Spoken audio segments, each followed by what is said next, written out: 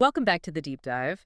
Today we're opening up the blueprints, you could say, to something incredibly complex, often frustrating, but always fascinating. The inner self. Exactly. We're going way beyond the surface level stuff today. We're really getting into a deep synthesis of psychological research, biological findings, basically the fundamental machinery that runs our behavior, how we see ourselves, our emotional stability. Yeah, it's quite a stack of sources we're tackling. We've got everything from, early behaviorists like Pavlov, cognitive scientists like Festinger, right through to modern neurophysiology, trauma research, Porges, Levine. It's a huge range. You've got the hard science of conditioned reflexes next to the almost revolutionary ideas about our nervous system's response to safety.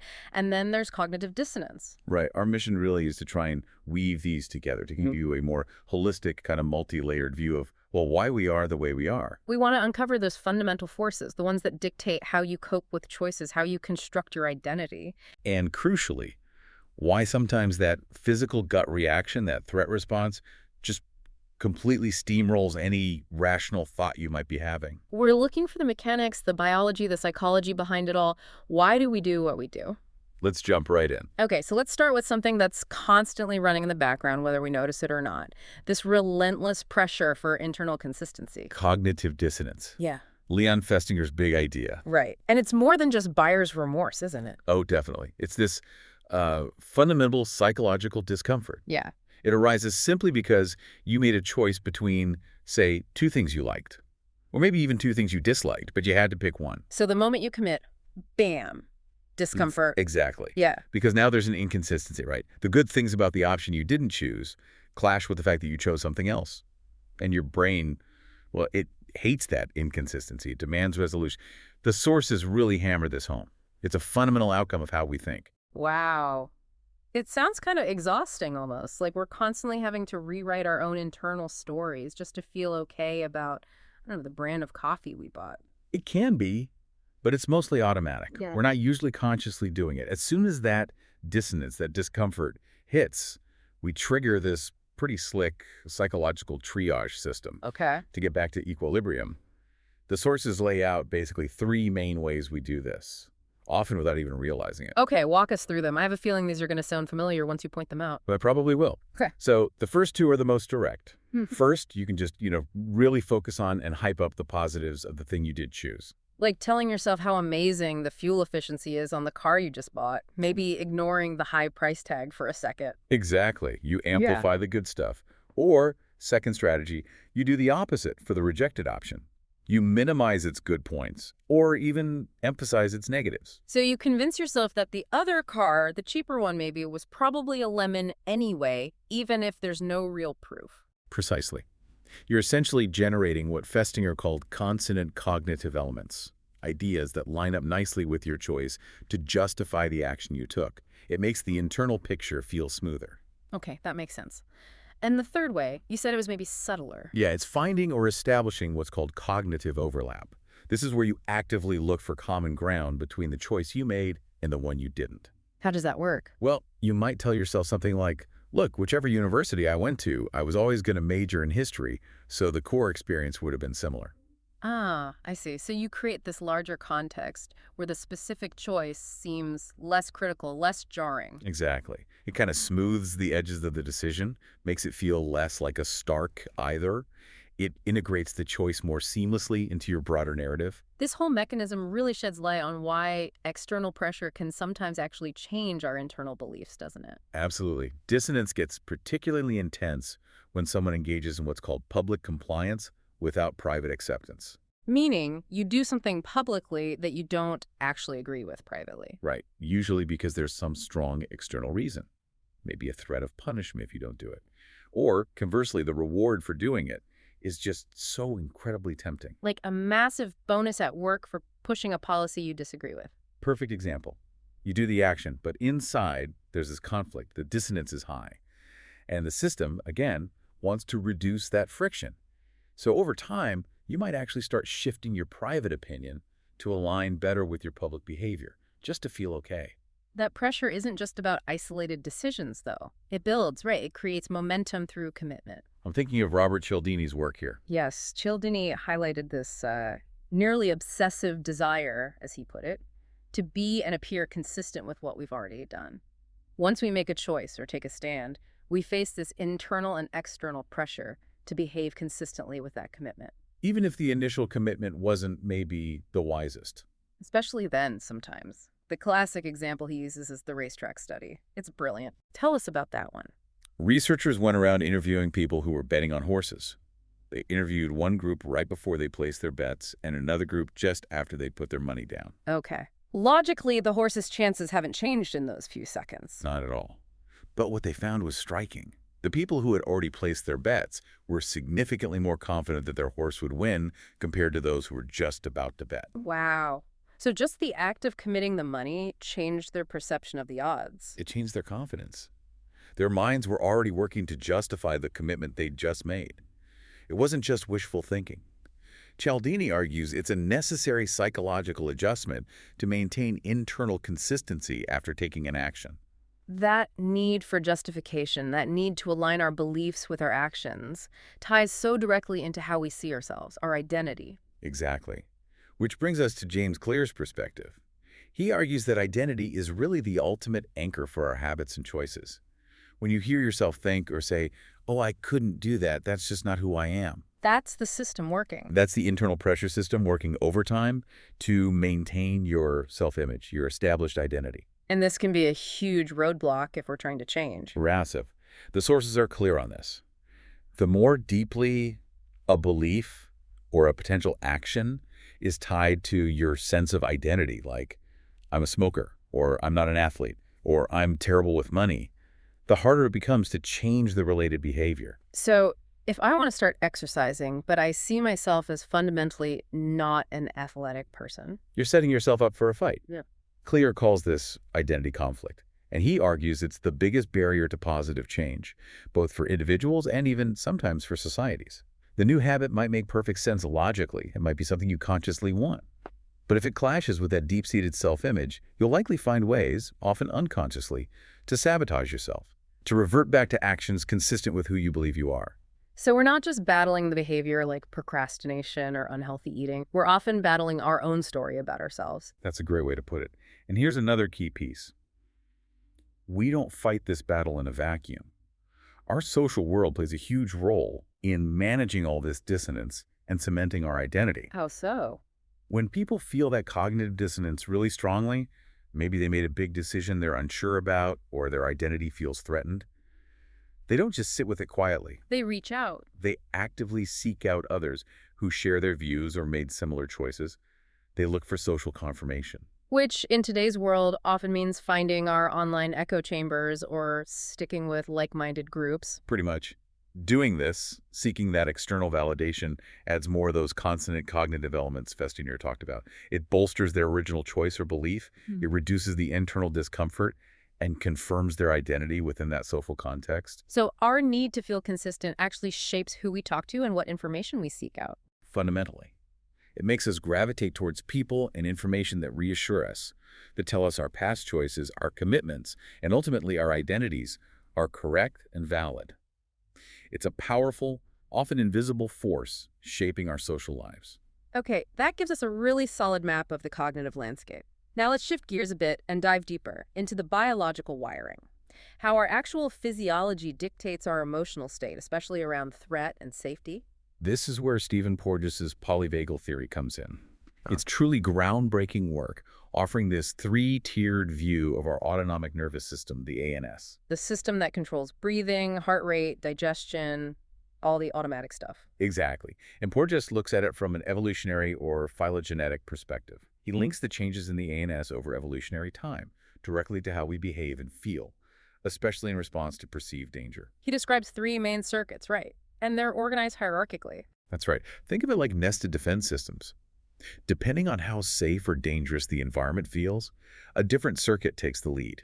It's largely involuntary, ancient wiring. Okay, can you walk us through them, maybe starting with the oldest one? Sure.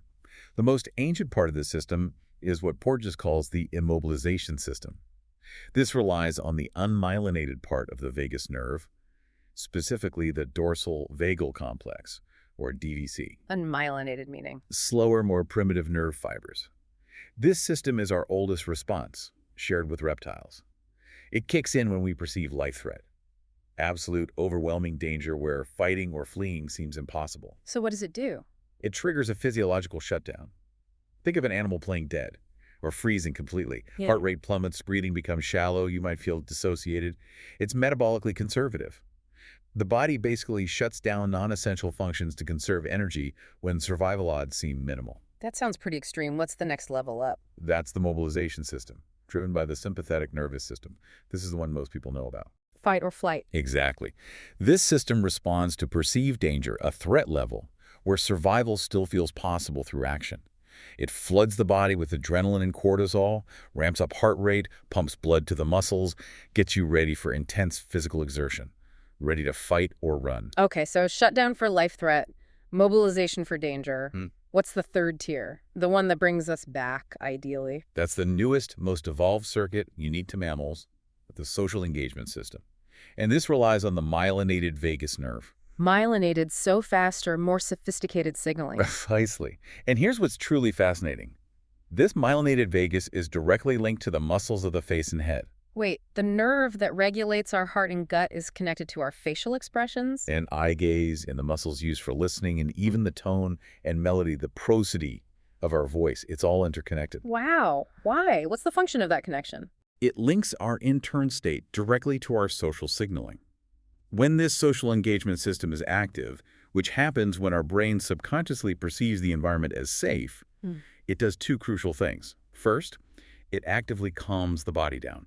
It puts the brakes on that sympathetic fight-or-flight response. Lowers cortisol, slows the heart rate. Right. It promotes what Porges calls visceral homeostasis.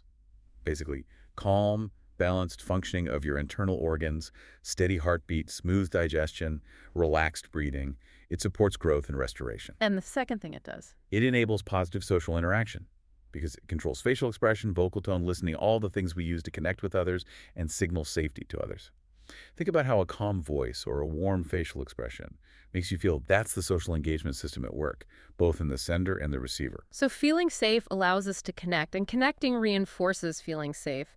It's a positive feedback loop. Exactly. And Porges points out simple things we can do, like slow, controlled exhalation, think sighing or humming, or even just mindful breathing that directly activate this vagal brake and enhance the calming effect.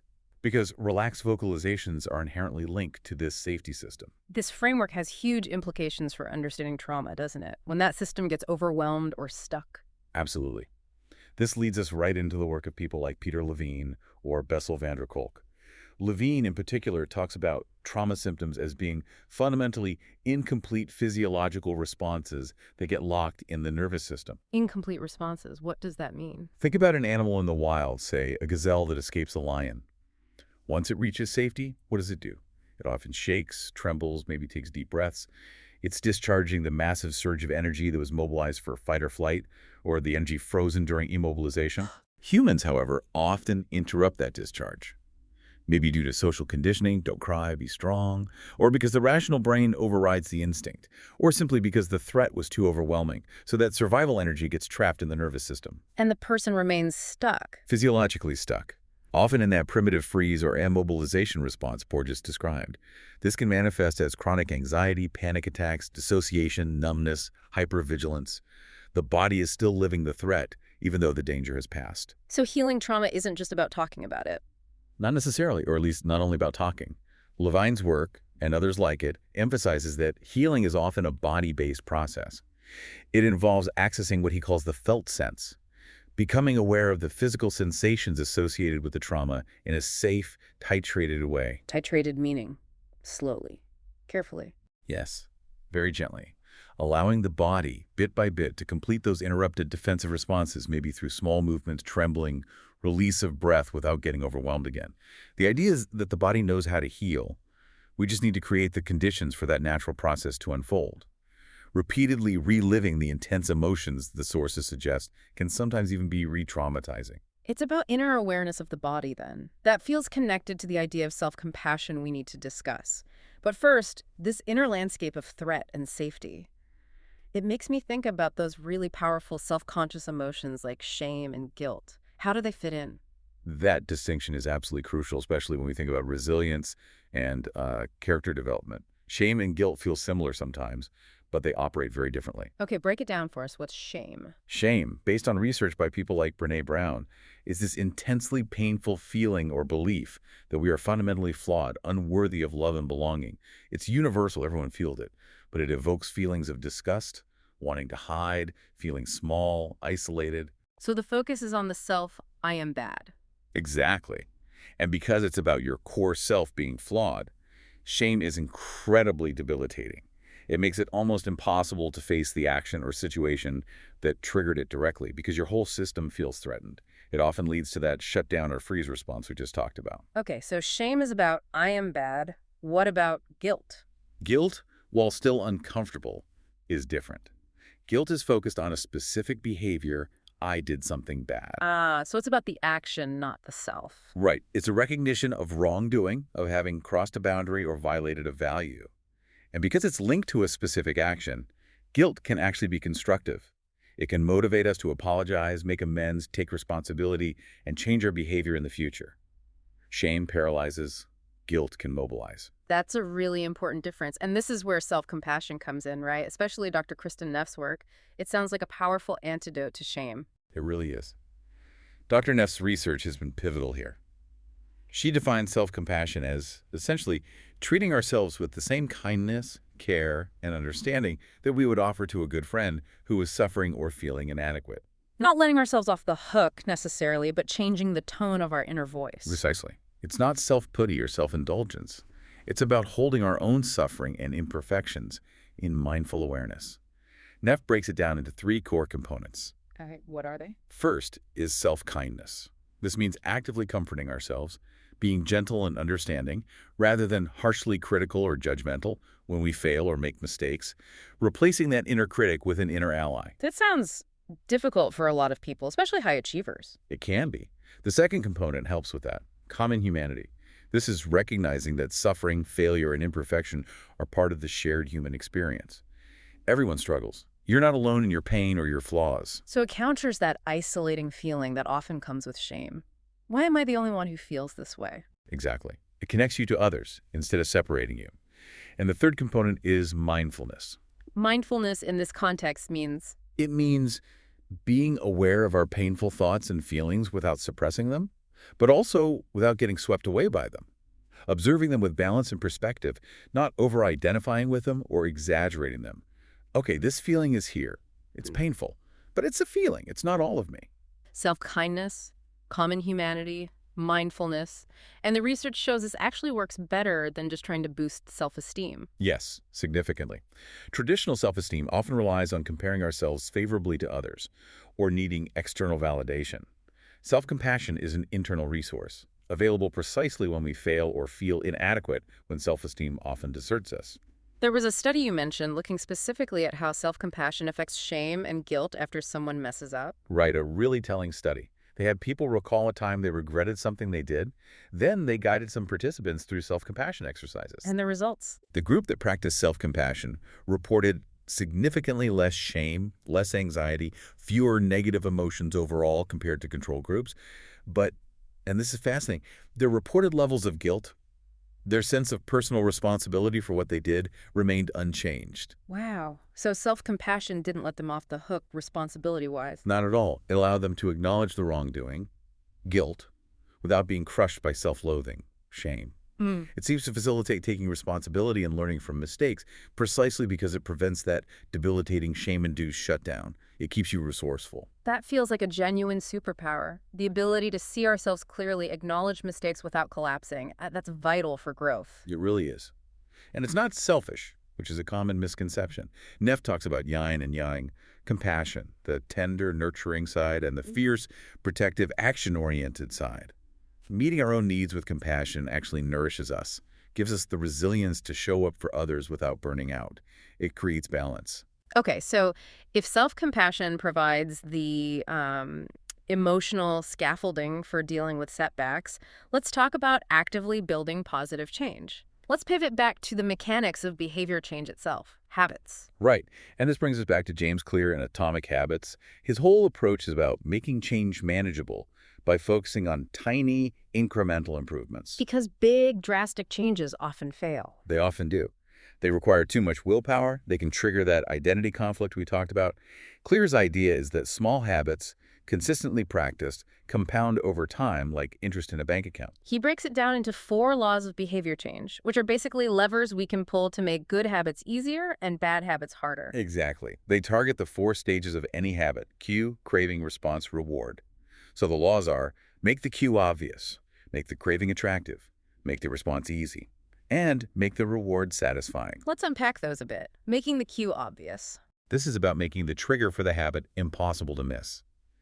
He suggests things like a habit scorecard, where you first just become really aware of your current habits, good and bad.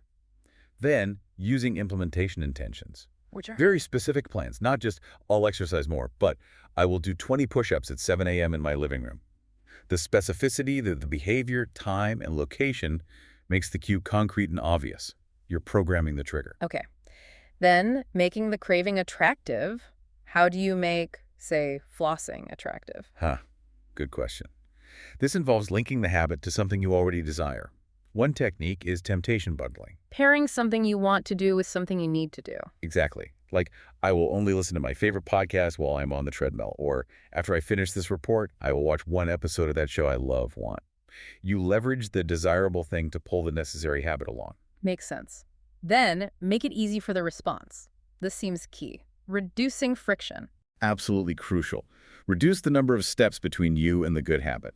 If you want to exercise in the morning, lay out your workout clothes the night before. If you want to eat healthier, chop vegetables on Sunday for the week ahead. Make the path of least resistance lead to the good habit. And finally, make it satisfying the reward. The brain needs feedback, right? It does. Especially for habits where the real reward is delayed, like getting fit or saving money. You need some immediate reinforcement. This could be tracking your habit streak on a calendar, giving yourself a small, healthy treat after completing it, or simply acknowledging the success. The feeling of progress itself can be satisfying. One of the most powerful ideas in Claire's work, I think, is this concept of the tipping point. Yes, the plateau of latent potential. Right. In the beginning, you're doing these tiny things, meditating for 2 minutes, reading 1 page, saving a tiny amount, and it feels, well, pointless. Like nothing is happening. It often does feel that way, because the results aren't immediately visible. Claire's uses the analogy of an ice cube in a cold room. You raise the temperature degree by degree, 25, 26, 27. Nothing seems to change. Still ice. 28, 29, 30, 31. Still ice. Then you hit 32 degrees Fahrenheit, or 0 Celsius, and suddenly it starts to melt. All those previous degrees mattered. They were accumulating potential. It's the same with habits. Each small action builds potential. Until you hit that tipping point. Exactly. And then the system starts working for you, not against you. The accumulated weight of your small habits creates momentum. It shifts from feeling like a constant struggle to feeling like you're riding a wave you created. This idea of building associations, of behaviors becoming almost automatic through cues and rewards, obviously has deep roots in psychology. Pavlov, for instance. Oh, absolutely. Ivan Pavlov's work on conditioned reflexes is foundational. His experiments with dogs and salivation showed just how powerfully these associations can be formed. The bell, neutral stimulus, paired repeatedly with food, unconditioned stimulus, eventually triggered salivation, conditioned response, all on its own. He talked about the astonishing reactivity of the brain's cortex in forming these links. They did. But he also noted how fragile these conditioned reflexes could be. He observed that extreme stress, fatigue, or even things like induced seizures in his animal subjects could lead to what he called functional exhaustion of those cortical elements. Meaning the conditioning could just break down. Essentially, yes. Yeah. The learned response could diminish or disappear altogether under sufficient physiological strain. That really connects back to Porges and Polyvagal Theory, doesn't it? If your nervous system is overwhelmed, stuck in fight, flight, or freeze. Your higher-level cognitive functions, including those carefully built conditioned responses or habits, are likely to suffer. The biological state undermines the psychological structure. And speaking of foundational learning, Hermann Ebbinghaus, way back, studied memory and repetition. Right, the forgetting curve guy. Ebbinghaus showed empirically how repetition strengthens memory. He found that things experienced close together in time, simultaneously, or in immediate succession become linked in our minds. Like learning vocabulary lists. Exactly. And each time you repeat that pairing, the connection gets stronger. He measured this by looking at the saving of work required to relearn the list later. The more repetitions on day 1 the less time it took to perfectly recall it on day 2. It quantified the power of practice and association in building mental structures. So we have these mechanisms: dissonance reduction driving consistency, habit loops building automaticity, conditioning forging associations. It paints a picture of the mind as this intricate machine, but maybe not always a rational machine. That's putting it mildly. This leads us straight into the work of Dan O'Reilly and others on behavioral economics, specifically predictable irrationality. The idea that we're not the perfectly rational decision makers that classic economic theory assumes us to be. Not even close. O'Reilly's research demonstrates that our deviations from perfect rationality aren't random. They're systematic and predictable. We make the same kinds of mistakes over and over again because they're rooted in the fundamental, sometimes illogical, wiring of our brains. And one of the biggest examples of this irrational pull is the power of free E. Oh, it's almost magnetic. O'Reilly calls it the zero price effect. He ran this great experiment, I think it was around Halloween. What did they do? They offered kids a choice. They could get one Hershey's Kiss, which is pretty small, basic chocolate, absolutely free. Or they could buy a much larger, arguably much better, Lindt truffle for just 15 cents, a really good deal for a Lindt truffle. Okay, rationally, the truffle seems like the better value. You'd think. But what happened? A significant majority of the kids chose the free Hershey's Kiss. They gave up a clearly better candy deal just to get something for zero cost. Wow, why? What's so powerful about free? O'Reilly argues that free triggers a different cognitive pathway. It feels like there's no downside, no potential loss. Even a tiny price introduces the calculus of gain versus loss value for money. Zero bypasses that. It creates an immediate positive emotional response that often overrides a more rational calculation of value. And this isn't just about candy or small purchases, right? No, the source material suggests this effect applies much more broadly. The lure of free shipping, buy one, get one free, even free information or free trials, they all tap into this powerful irrational attraction to zero cost, changing our decision-making in predictable ways. These internal architectures, our need for consistency, our physiological states, our irrational pulls, they inevitably shape how we navigate the world, especially our relationships. Let's get into attachment and conflict. Okay, and starting here, it's interesting to look at the work of Amir Levine and Rachel Heller, who wrote Attached. They directly challenge a really common idea in popular self-help. The idea that being too dependent on a partner is inherently bad, this sort of codependency myth. The message is often that true happiness has to come solely from within, that you shouldn't need your partner too much. That sounds familiar. Find happiness in yourself first. Right. But Levine and Heller argue this is based on somewhat outdated ideas, maybe echoing those 20th century parenting theories that discourage too much closeness. Attachment theory, based on biology and evolution, suggests the opposite. That we're wired for connection. We're biologically wired to need secure attachment figures throughout our lives, including our romantic partners. Relying on a partner for comfort, security, and regulation isn't a weakness. It's a fundamental human need. The key isn't independence, but finding a secure interdependence.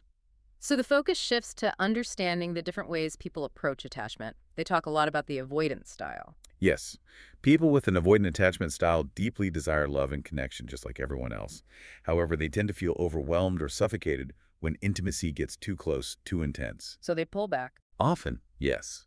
Their partners might notice that everyday interactions can subtly turn into negotiations for space or independence. The avoidant partner might use distancing strategies, focusing on work, needing lots of alone time, avoiding deep emotional conversations to manage their discomfort with closeness. And their partners often adapt to this. Frequently, yes. The partner might instinctively learn to suppress their own needs for closeness to avoid triggering the avoidant partner's withdrawal. It creates a dynamic. Interestingly, Levine and Heller note that two avoidantly attached people rarely form a lasting relationship. Why not? They suggest there's often not enough glue, not enough consistent pursuit of connection from either side to keep things together through challenges. Usually it's an anxious or securely attached partner who provides that persistent effort towards connection. What happens when an avoidant person does end a relationship, maybe one they actually valued? This is where the Phantom X phenomenon comes in. While in the relationship, the avoidant person might have focused on their partner's flaws or felt constantly constrained. They might devalue the relationship to maintain distance. But after the breakup, once the pressure of intimacy is removed, once there's time and distance, those feelings of suffocation fade. And then often feelings of love, admiration, and regret can rush back in. They start idealizing the ex, putting them on a pedestal. Convinced they lost the perfect partner. Exactly. But it's an idealization made possible by the distance. It allows them to feel the love without the perceived threat of actual day-to-day intimacy that made them uncomfortable in the first place. So the contrast to this is the secure attachment style. What characterizes that way of relating? Securely attached individuals generally feel comfortable with intimacy and autonomy. They trust their partners and expect to be treated well. The sources highlight some key behaviors they tend to exhibit naturally. They're usually good at spotting significant compatibility issues, smoking guns, or real deal breakers early on. They don't ignore red flags. They also communicate effectively. Yes, they tend to communicate their needs clearly and respectfully from the beginning. They don't play games or expect their partner to be a mind reader, and crucially, they have a strong sense of self-worth that isn't overly dependent on the relationship. So if their partner behaves badly, They don't automatically internalize it or take the blame. A secure person is more likely to recognize that a partner's inconsiderate or hurtful behavior says more about the partner's issues or limitations than it does about their own lovability or worth. that feels like the ultimate protection against that debilitating shame we talked about earlier. It keeps their core identity stable. It absolutely links back. Their sense of self isn't completely fused with the relationship's ups and downs. This allows them to navigate conflict more constructively, too. Speaking of conflict, let's bring in John Gottman's work. Decades studying couples. What did he find keeps relationships strong even through disagreements? Gottman emphasizes the importance of building up what he calls the emotional bank account through small, positive interactions. He identified specific, relatively small time commitments that successful couples tend to make, which he bundled into the magic 5 hours concept. 5 hours a week? That doesn't sound like a huge amount. It's not, but it's about consistency and quality. It breaks down like this. First, partings. Taking just 2 minutes each workday morning to learn about one thing happening in your spouse's day. Okay, simple check-in. Then reunions. Spending about 20 minutes at the end of the workday having a stress-reducing conversation. The key here is listening empathetically, not jumping in with solutions unless asked. Just letting your partner unwind. So about 22 minutes per workday. What else? 5 minutes a day dedicated to admiration and appreciation. Consciously finding something you appreciate about your partner and expressing it. And finally, ensuring regular affection, hugs, kisses, holding hands, like a deliberate 6-second kiss before sleeping. Add it up, it's roughly 5 hours a week of focused connection, and that makes a real difference. Gottman's research strongly suggests it does. It keeps the baseline positivity high, which helps buffer the relationship against inevitable conflicts. And when those conflicts do arise, especially the solvable problems, he has advice for compromise, too. Yes, he uses the Aikido principle. Aikido being the martial art focused on yielding and redirecting energy rather than direct confrontation. How does that apply to arguing? When you're trying to find a compromise on an issue, he suggests visualizing 2 circles.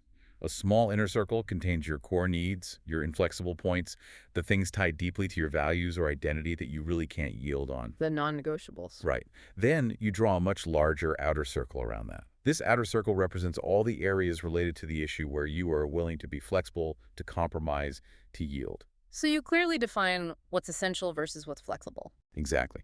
And the principle is, the more generous you are in that outer circle, the more willing you show yourself to be flexible on the less crucial points, the more influence and persuasive power you'll likely have with your partner regarding the few things in your small inner circle.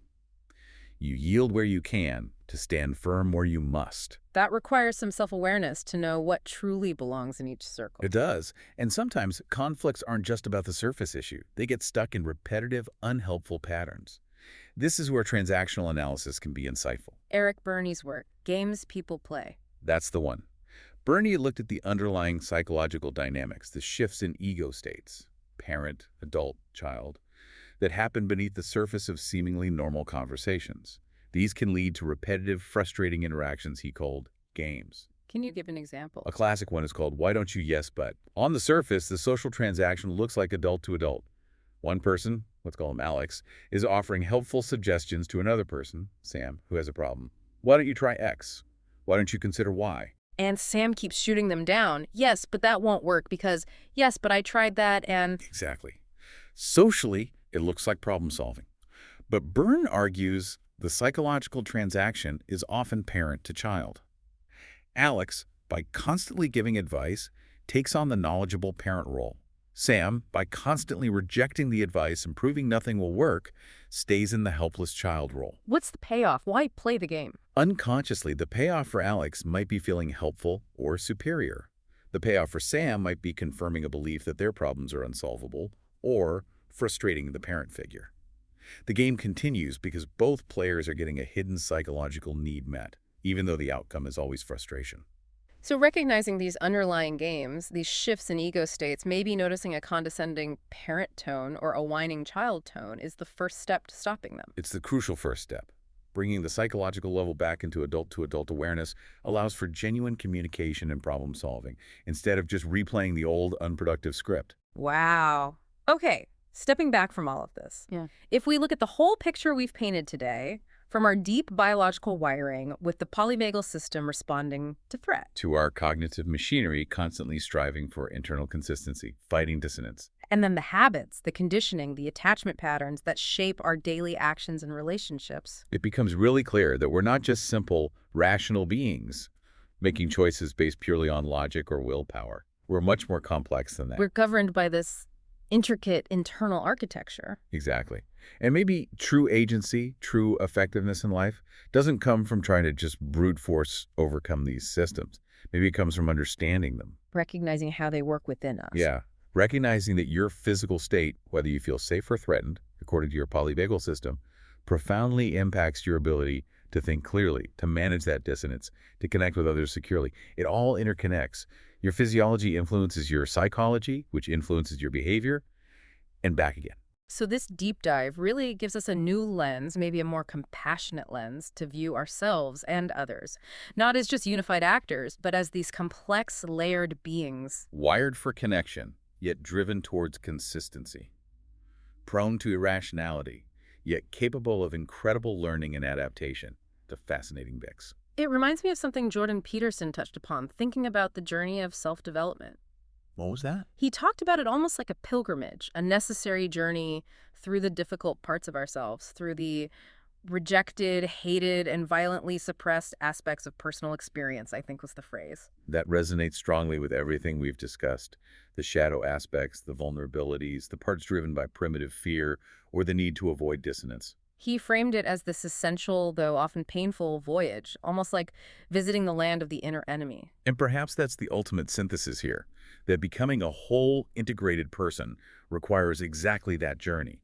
It requires turning towards, not away from, the complexities and contradictions within. So the final thought to leave you, the listener, with is maybe this. True integration, finding that secure base within yourself, might depend on your willingness to tolerate the anxiety and the chaos that inevitably arise when you confront those parts of yourself you've pushed away. Whether it's the discomfort of dissonance, the vulnerability of needing connection, the sting of guilt, or the echoes of past threats held in your body, facing that internal landscape with awareness and perhaps that self-compassion we talked about isn't just navel-gazing. It might be the only way the architecture of the self finds its truly solid, authentic foundation.